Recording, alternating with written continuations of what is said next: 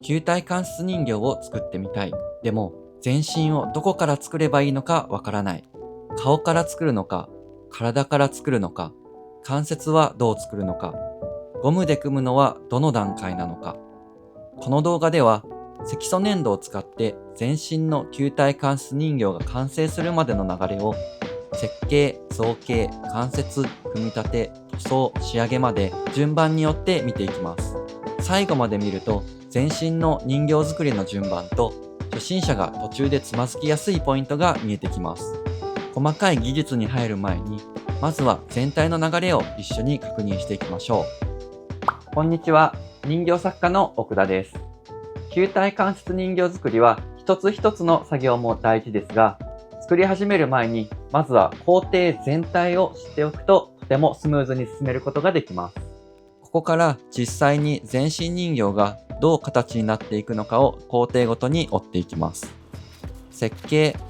芯材とベース、乾燥と削り、頭部の造形、細部の造形、球体関節、ゴム引きと調整、表面処理と下地、塗装とメイク、仕上げ。今、工程が多くて大変そうって思いませんでしたか？でも大丈夫です。全部を一度に理解する必要はありません。これから詳しく一緒に見ていきます。まず、全身の球体関節人形がどんなパーツでできているのかを見ていきましょう。基本になるのは、頭、胴体、腕、足と手足です。腕は肘を境に上腕と下腕。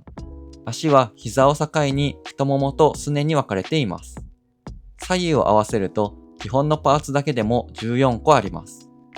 ここに肩、肘、手首、股関節、膝、足首などの関節球が入ることでポーズを取れる人形になっていきます。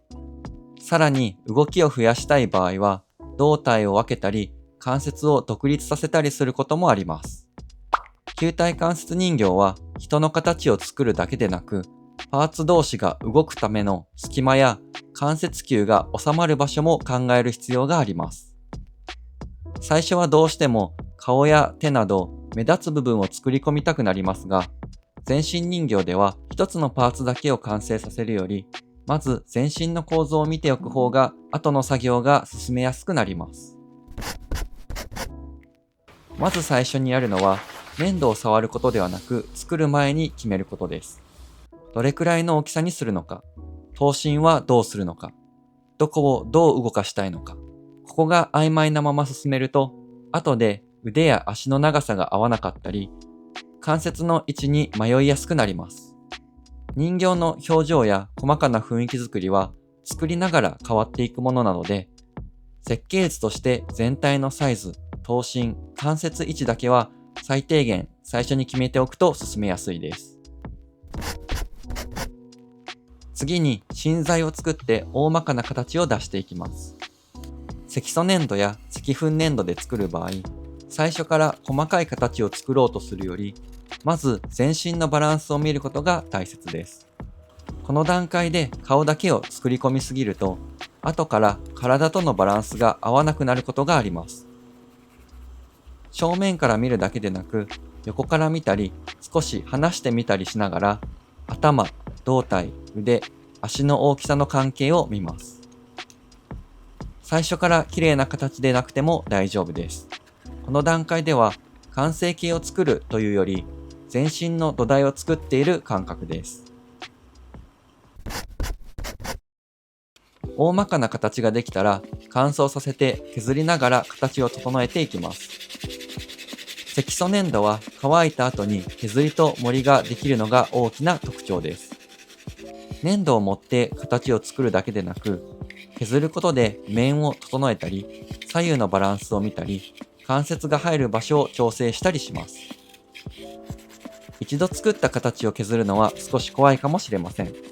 でも人形制作では盛ることと削ることの両方で形を作っていきます。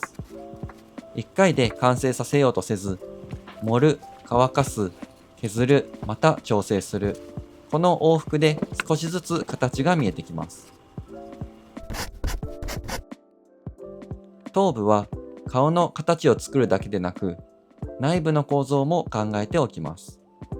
グラスアイがきちんと収まるように、目の穴や内側の空間を調整します。そして、頭の中にゴムを引くための構造も作ります。球体関節人形は内部のゴムによってパーツがつながるので、頭部にもゴムを引っ掛ける場所が必要になります。その後は実際にグラスアイを合わせながら確認します。頭のパーツは見た目の印象が強い部分ですが、実は中の構造もとても大事です。ここからは手や足、表情など細部を調整していきます。ここが最も楽しく時間のかかる部分です。初めて作る場合は何が正解かわからなくなってくると思いますが、最初の一体では完璧な形を探し続けるより、一度完成まで進める方が得られるものが多いです。僕自身も細かい表情にこだわって何日も悩むことはよくあります。細かい方法は別の動画で解説していきます。次は関節球と可動の仕組みを作っていきます。ここから球体関節人形らしさが強く出る工程です。関節は難しく見えますが、考えることは大きく分けると3つです。どこで曲がるのか、球がどこに収まるのか、どれくらい動かしたいのか。ここで大切なのは可動と見た目のバランスです。大きく動かしたい場合は、関節の隙間や球の見え方も大きくなります。反対にボディラインに合わせたい場合は、球も小さくなり、動く範囲も狭くなることが多いです。どちらが正解というより、自分が作りたい人形に合わせてどこまで動くのかを決めていきます。特に初めての場合は、最初から複雑な可動を目指すより、まずは基本的な関節の位置と球が収まる感覚をつかむことが大切です。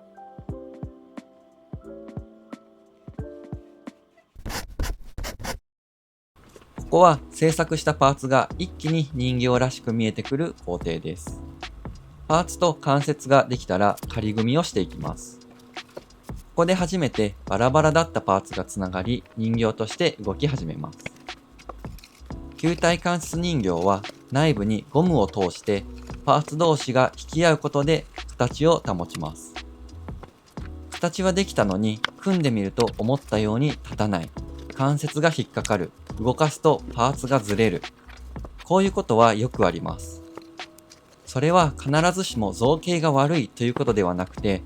関節の収まり、ゴムのテンション、パーツ同士の当たり方を調整する段階に来たということです。立たせてみたり、座らせてみたり、腕や足を動かしてみて、引っかかる場所を削ったり、ゴムの強さを見直します。球体関節人形は作ったパーツを組んで動かして、また直していくことで完成に近づいていきます。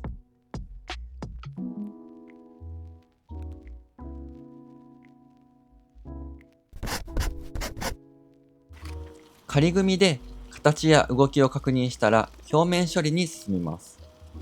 細かな傷や凹凸を確認して、ヤスリで整えたり、下地を塗ったりします。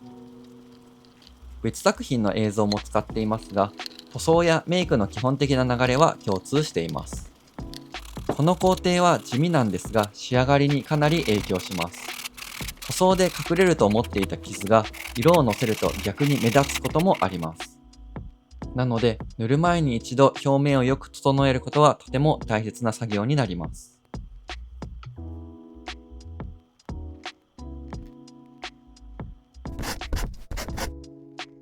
塗装では一気に完成させようとせず、薄く重ねながら調整していきます。ここで不安になりやすいのは、ここまで作ったものを塗装で台無しにしてしまいそうということです。その場合は、下地、薄い色、陰影、仕上げという順番で考えると進めやすくなります。肌の色はほんの少しの違いで印象が変わります。造形だけでは見えてこなかった雰囲気が色が入ることで少しずつ立ち上がってきます。塗装の後はメイクや髪の仕上げに進みます。まぶた、頬、唇、影の入り方で顔の印象は大きく変わります。グラスアイや髪のウィッグも自作することはできますが、初めて人形を作るときは市販の素材を使うことをお勧めしています。ここまで来ると、パーツとして作っていたものが一つの存在として見えてきましたね。球体関節人形作りは、ただパーツを作る作業ではなく、自分の中にあるイメージを少しずつ手で触れられる形にしていく作業だと思います。実際に作るときは、制作の順番や作る前に決めることを見返せる形で持っておくと進めやすいです。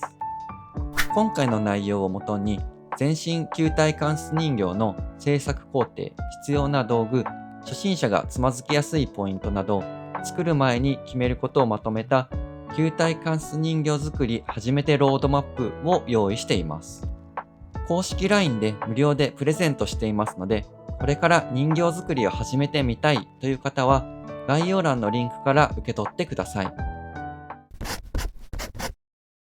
設計から仕上げまで順番に見てきましたが、今回の動画では要点をご紹介したので、実際には各工程ごとにもっとたくさんのポイントが存在します。全身人形を目指すことはとても魅力的な目標です。ただ、初心者の方が最初から全身を作ろうとすると、工程が多く、途中で次に何をすればいいかわからなくなる場面も出てきやすいです。これは経験値や造形力だけの問題ではありません。それぞれの工程が全てつながっているので、全体の見通しがあるかどうかで進めやすさが変わります。独学で進めてももちろん大丈夫ですが、最初の1体では全身ではなく工程を少し絞って小さく1体完成させる方法もあります。例えば顔だけ作ってみたり、トルソー型の人形から始めると全身より工程を絞りやすく制作の流れも見えやすくなります。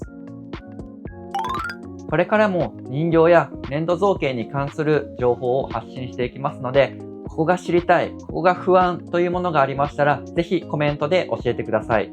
次回の動画では人形作りに必要な道具と素材を見ていきます。何から揃えればいいか迷っている方は、ぜひ次の動画も見てください。それではまた次の動画でお会いしましょう。